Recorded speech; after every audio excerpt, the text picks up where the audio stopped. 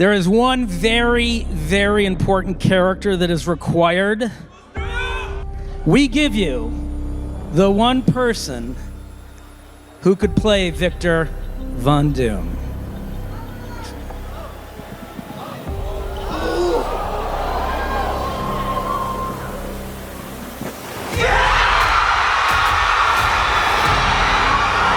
What do you do when your greatest hero becomes your greatest enemy? That's the question sitting at the heart of Avengers, Doomsday, arriving in theaters December 18th, 2026. This isn't just another team-up movie, it's the collision of three entire universes built around one of the most shocking reveals in Marvel history. Let's break down exactly who's stepping into this fight and why almost nobody saw this coming. It all started at San Diego Comic-Con, inside a packed Hall H. Kevin Feige had just announced that the Marvel Cinematic Universe had crossed $30 billion at the box office. The crowd was already electric. Then, out of nowhere, a figure walked onto the stage wearing a green cloak and an iron mask. It was Robert Downey Jr., the man who defined an era of Marvel as Tony Stark, Iron Man himself, was returning to the franchise, but not as the hero everyone expected.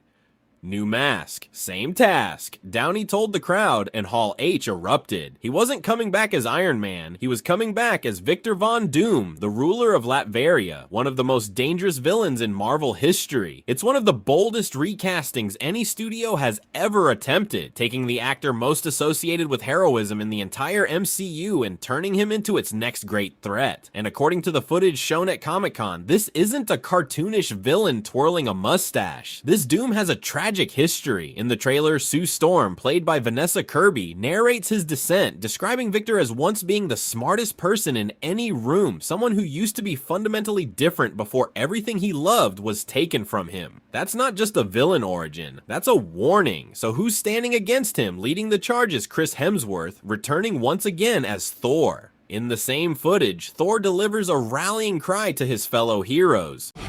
Defeat one more enemy, urging them to set aside their conflicts, because whoever survives this fight will come out the other side as family. It's a line that sets the tone for the entire film. A reminder that this roster isn't just assembling, they're being forced to trust each other under impossible pressure. Joining him is Chris Evans, stepping back into the role that made him a household name, Captain America. His return alone had fans in disbelief, especially paired with Anthony Mackie, who has carried the shield in recent years as Sam Wilson. Having both men connected to the Captain America legacy in the same film raises major questions about how the story will handle two eras of the same mantle colliding at once. The original Avengers core continues with Paul Rudd as Scott Lang, Ant-Man, and Sebastian Stan returning as Bucky Barnes, the Winter Soldier. Tom Hiddleston is back once more as Loki, a character who has survived, died, and been reborn more times than almost anyone in the MCU, now stepping into a battle that could be bigger than anything he's faced before. Letitia Wright returns as Shuri, carrying the legacy of Wakanda into the fight, and Simu Liu comes back as Shang-Chi, bringing his own mastery of the Ten Rings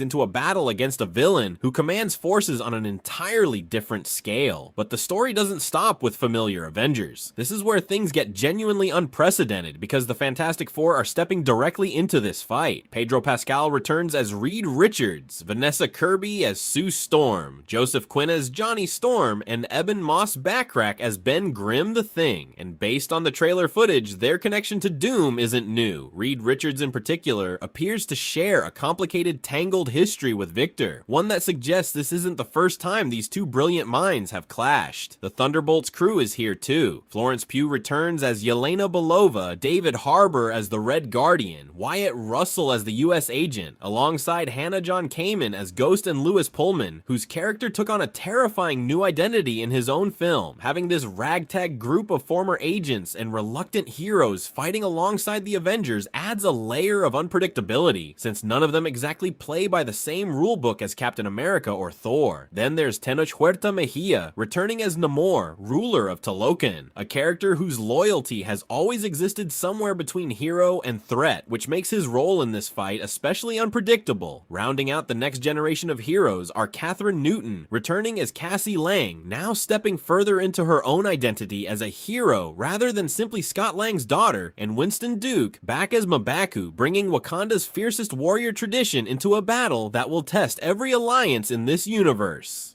Their presence signals something important. This isn't only a reunion of legacy heroes, it's also a passing of the torch happening in real time, in the middle of the biggest fight the MCU has ever attempted.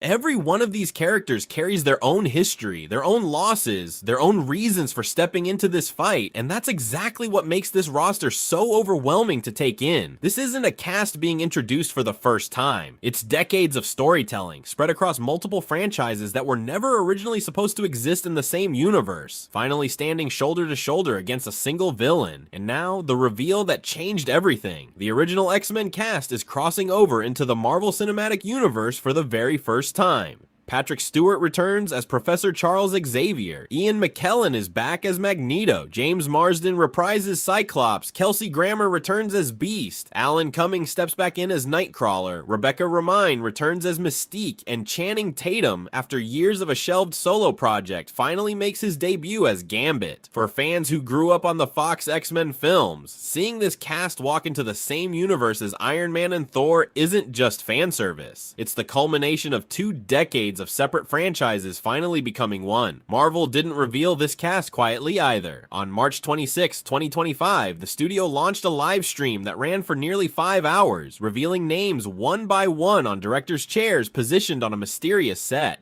Each name triggered a wave of reactions online, until the very last chair was filled. Out of a blur of smoke, Robert Downey Jr. himself walked out and took his seat, gesturing to the long line of heroes who now stood ready to face him. That single moment captured exactly what makes Doomsday different from every Avengers film before it. This isn't a team assembling to fight some outside cosmic force. It's a team being assembled specifically because the man who once helped build the Avengers has become the very thing they now have to stop. Directing this massive ensemble are Joe and Anthony Russo, the filmmakers behind Avengers, Infinity War, and Avengers Endgame, the 2 films responsible for some of the highest stakes the MCU has ever delivered. Their return to the franchise, paired with a cast pulling from 3 completely separate cinematic universes, positions Doomsday as an attempt to outdo even the Infinity Saga's biggest moments. The Russo brothers have described Downey's casting as proof that the multiverse holds possibilities nobody could have predicted, and judging by the sheer size of this roster, spanning classic Avengers, the Fantastic Four, the Thunderbolts, and the original X-Men, that statement isn't an exaggeration. What makes this film feel different from anything Marvel has attempted before isn't just the scale of the cast, it's the emotional weight behind the villain at the center of it all.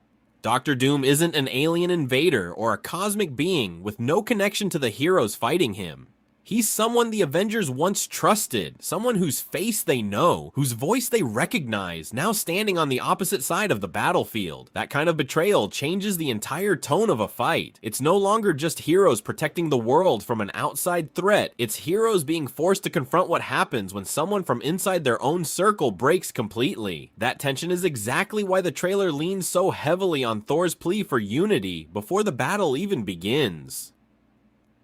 When your enemy used to be your friend, the fight isn't just physical anymore. It becomes personal in a way this franchise has rarely explored at this scale. With December 18th, 2026 approaching, Avengers, Doomsday isn't shaping up to be just another chapter in the Marvel Cinematic Universe. It's shaping up to be the moment 3 separate legacies, built over more than 20 years of storytelling, finally converge into a single unavoidable fight. And standing at the center of it all, wearing a mask that used to belong to a hero, is a man the Avengers once called one of their own. New mask, same task, except this time he's not on their side.